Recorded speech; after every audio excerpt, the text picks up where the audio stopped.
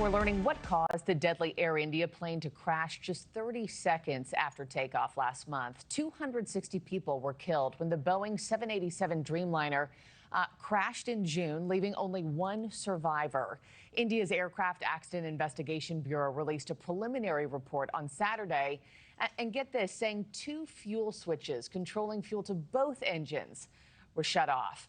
But what the report doesn't explain is who said what or how those switches were turned off in the first place. The cockpit voice recording describes one of the pilots asking the other, hey, why'd you cut off the fuel line? With the other pilot responding, he did not switch it off.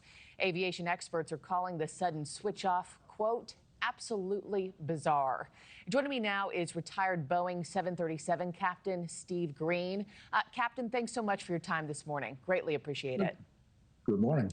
Just for starters, fuel getting cut off to both engines right after takeoff. Aren't these level lock switches with protective guard brackets that you'd have to pull up and flip, to turn off? Is there any reason other than intentionally that you think this might have happened?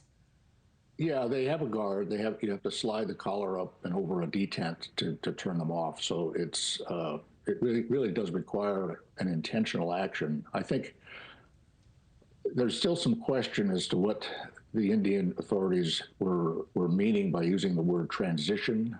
There's some question in my mind as to whether we're talking about the physical switch or the internal workings of the switch. I'm pretty certain it's the physical switch, but the report wasn't clear enough to really be sure what they meant by that word transition. I think they're also trying to make sure they don't assign an action to anybody just yet, because they don't know enough yet to know exactly what happened. Sure. And I know the other equipment was found to be in normal position.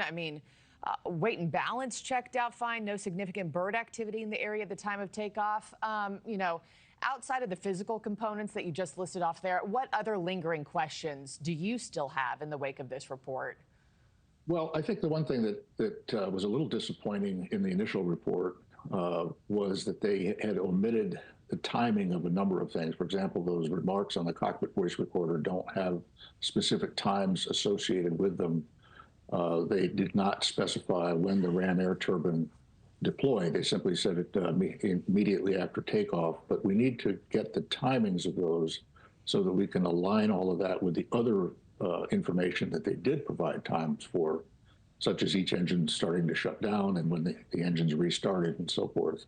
So that was a little disappointing. I want to see more timings and a little more detail. But of course, this was a preliminary report, and I think we have to really understand there's a lot of patience required here. It's a very grueling, time-consuming job to go through all of the detail that they have and process it correctly. Yeah, and it's a sensitive case, too, with a lot of families looking to it for answers. Very. I know the FAA and Boeing both issued notifications indicating the fuel switch locks on Boeing planes are safe. But back in 2018, the FAA issued a recommendation for several Boeing models, including the 787, to inspect the fuel locking feature. Air India says it did not carry out this inspection because it was not mandated at the time. Does that raise a red flag to you that it could possibly be equipment malfunction instead of human error?